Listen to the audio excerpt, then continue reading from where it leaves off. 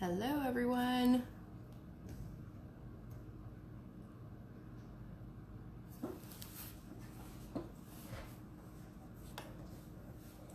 Try to adjust my chair.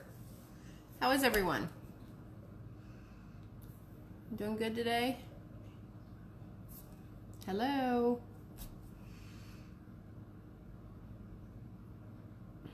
We're back for another episode of Virtual Bedtime Stories with Miss Emily. We're gonna read 2 more chapters of Clementine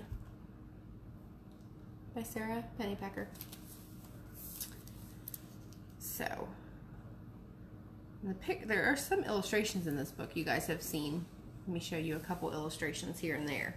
The pictures are by Marla. I'm gonna try this. Frazee, F-R-A-Z-E-E. I think it's Frazee. So it's good to see you guys tonight. Has anyone been up to anything? Hello? Anyone been up to anything interesting today? Middle of the week. It's Wednesday. All right, well, we shall get started with our reading tonight. Again, 2 more chapters. We are on chapters 5 and 6 of Clementine by Sara Pennypacker, and pictures by Marla, I think it's Frazee. And this book is read with permission from Hyperion Books.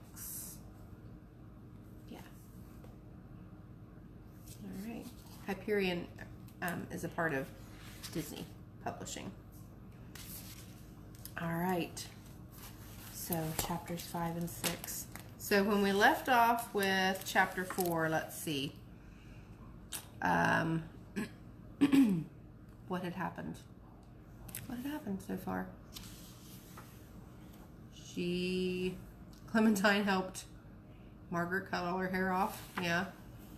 Remember, she colored her hair? Yeah, what color did she color Margaret's hair? Right, red, to look like hers. Clementine has curly red hair. And then, what did Clementine do in the last chapter that we read last night before we left? Before we finished up? Yeah, Clementine cut her hair so Margaret wouldn't feel like she was the only one, right? Yeah. That's a true friend, isn't it? That really is. All right, chapter 5. Here we go. As soon as I got home, I started watching for Margaret's feet. From my kitchen window, I could see the sidewalk in front of the lobby doors. Since I've memorized all the shoes of everybody who lives in our building, I always know who's coming in or going out. I might be a detective when I grow up.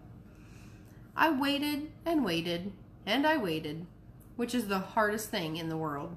Especially when you have a hot head, which I did, because my mother made me wear my winter hat. So, she didn't have to look at my chopped off hair. Finally, I saw Margaret's purple sneakers, and I ran up to meet her in the lobby. Let me see. Margaret pulled her lips out of the way so I could see all of her teeth. Margaret's mouth was the most beautiful place I had ever seen. It was even more beautiful than Disneyland, Sleeping Beauty's castle, which I'm going to visit when I'm 10. Every tooth had its own sparkly silver bracelet, and there were little blue bits sprinkled around like tiny presents. They're rubber bands, Margaret said. Every month I'll go in and get them changed, and they'll give me a different color, whatever I want. That gave me such a good idea. I pulled off my hat to show Margaret that she wasn't the only one, and that made her happy. Then I told her my good idea. You can pick the color of my new hair, whatever color you want. You can draw it on my head. That made her even happier. Those markers are still in my room. Let's go, she said. Is your mother still mad? I asked. Yep, but she's going to a movie with Alan this afternoon. Alan is Margaret's mother's special friend, which is the grown-up's word for boyfriend. So we went up to her apartment. Mitchell was there watching TV. When he saw my hair, he grabbed his chest and fell off the couch, pretending to have a heart attack. Then he smacked his forehead and said, "You guys are unbelievable. Absolutely unbelievable." Even though he is older, he doesn't have to be so nice to us. I think he likes me. Margaret glared at him, and then she jabbed her elbow into my side, so I glared at him too, even though I didn't know why we were doing that.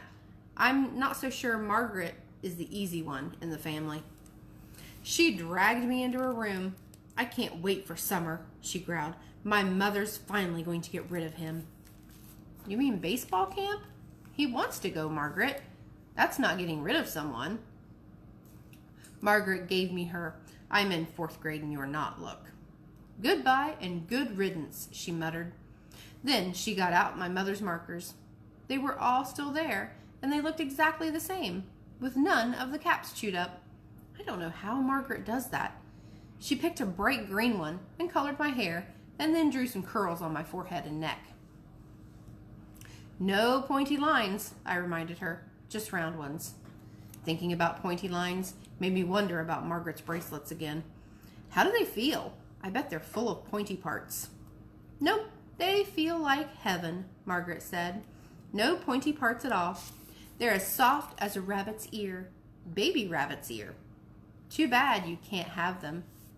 She kept her lips stretched out the way to show me her teeth the whole time she talked, so it was kind of hard to understand her.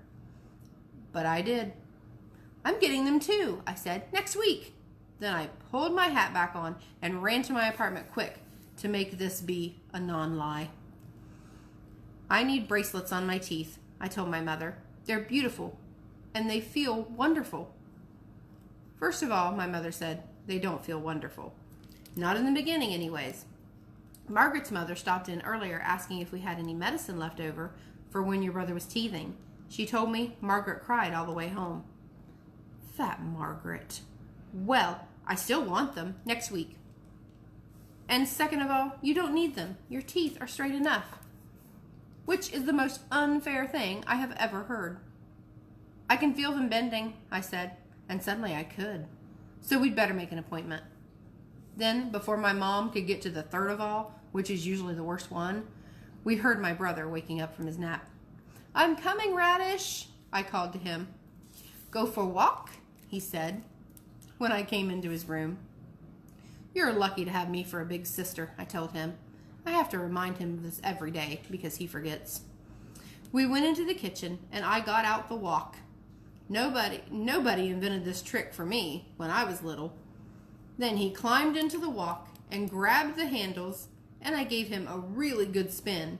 He went whirling around, bumping into the cabinets, and he got out and walked wobbly until he fell over, which he thinks is the funniest thing in the world. "Again!" he yelled.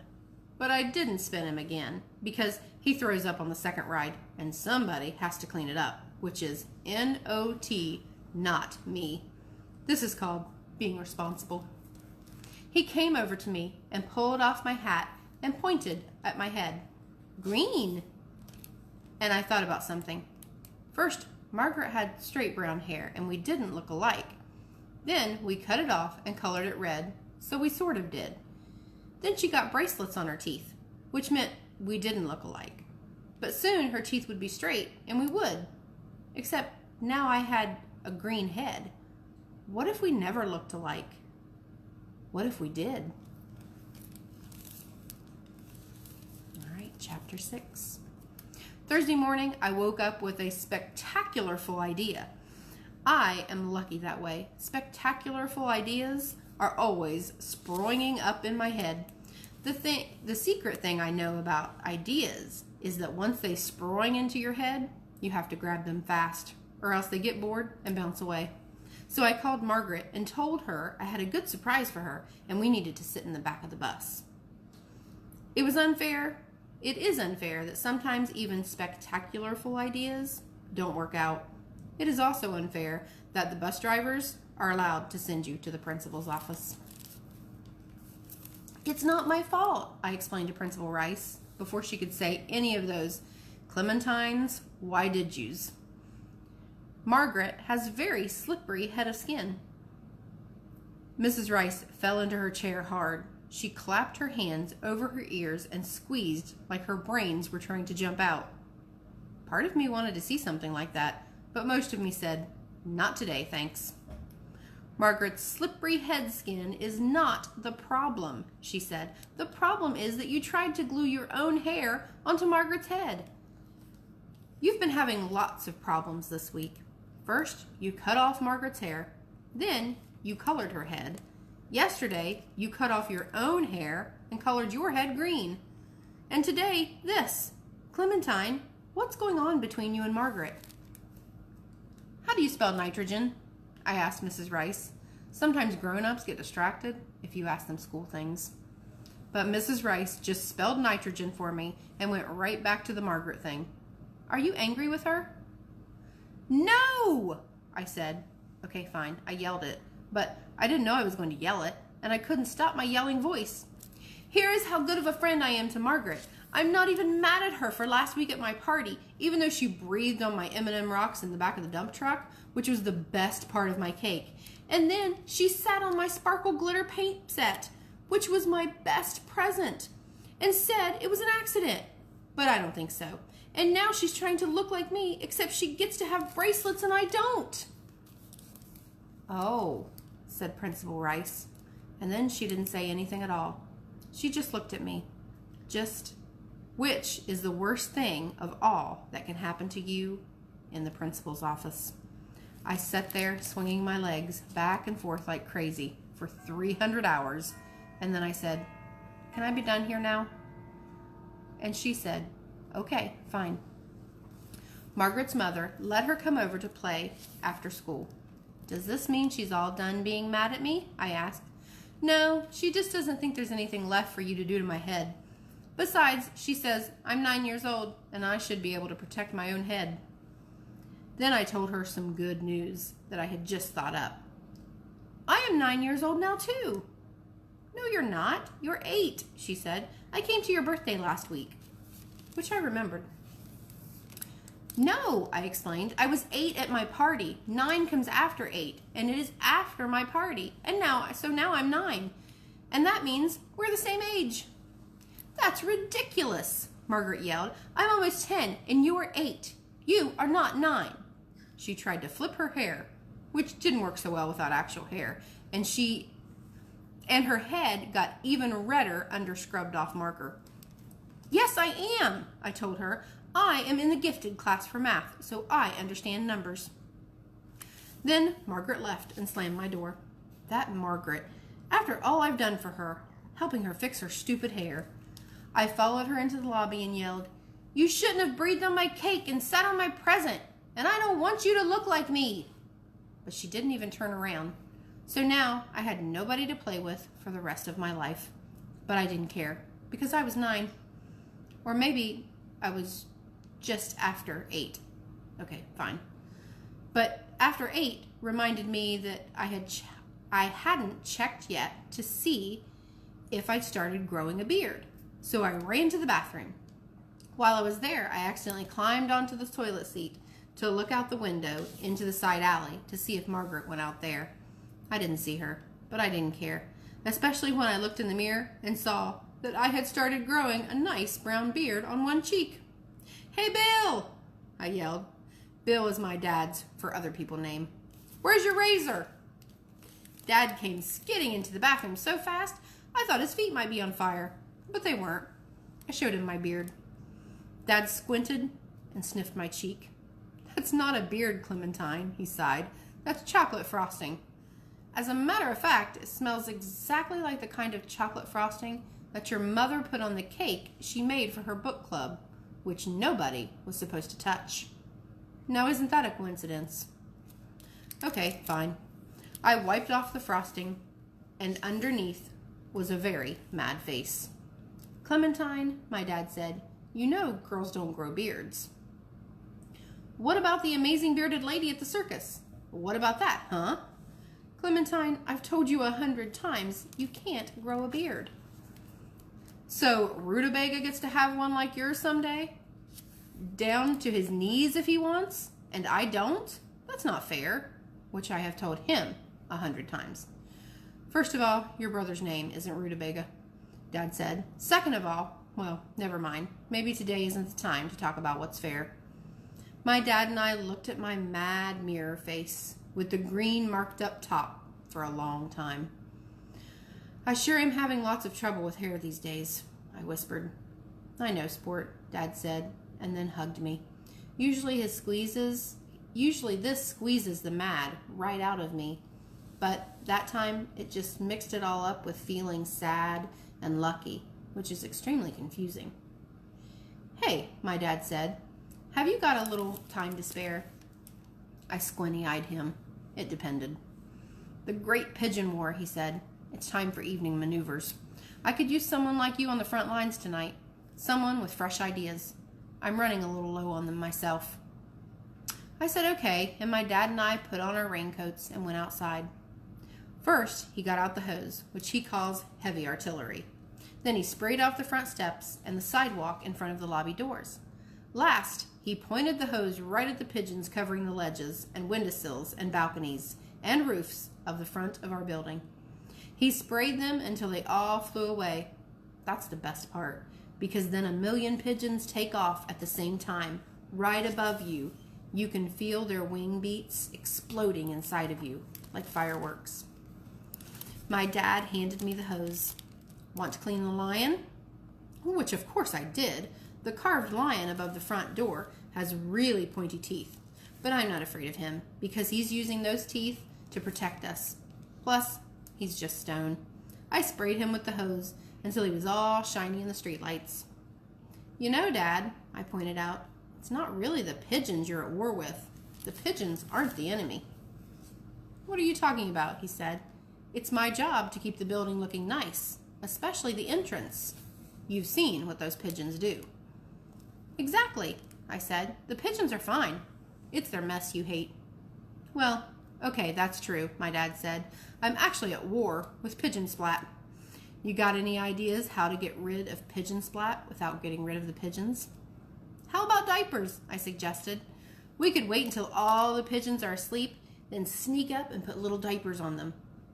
Brilliant, my dad cried. See, that's what I'm talking about. I can always count on you to see things from a new angle. I'm going to make you captain. You made me captain last week for the idea about charging them rent, I reminded him.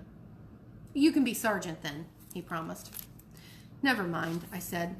Who would change all those diapers every day? Not me. Dad said.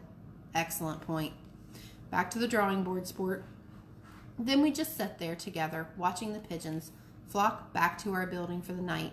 We listened to them cooing above us, sounding like 1,000,000 old ladies with secrets. What are we going to do? I asked. I mean, for real. And that's the end of our chapters for this evening, guys. That was chapters 5 and 6 of, my bookmark in there, Clementine by Sara Pennypacker. All right, guys, thank you so much for joining me this evening. And if you guys tune in to right back here on the library's Facebook page tomorrow night at 7 o'clock, we will read chapters, what would it be, 7 and 8 tomorrow night, okay? All right, see if they come up with a solution for the pigeon splat. All right, guys, have a good evening. It was good to see you guys. See you tomorrow night. Bye, everyone.